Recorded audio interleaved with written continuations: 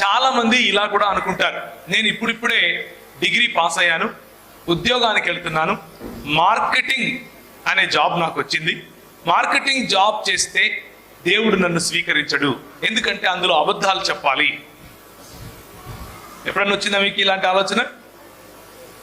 కానీ మీరు చేసే పనిని నమ్మకంగా ప్రభు కోసం చేస్తే ఏ పనైనా సరే దేవుని వాక్య నియమానికి విరుద్ధంగా లేని ఏ పనైనా సరే ప్రభువు మిమ్మల్ని స్వీకరిస్తాడు, ప్రభువు మిమ్మల్ని ఆదరిస్తాడు, అందులో ఇబ్బంది ఏమీ లేదు. సో ఇలాంటి కొంటి సాకులు చెప్పి ప్రభువుకు దూరంగా ఉండకండి. ప్రభువుకు దూరంగా ఉంటే you are missing a lot of fun.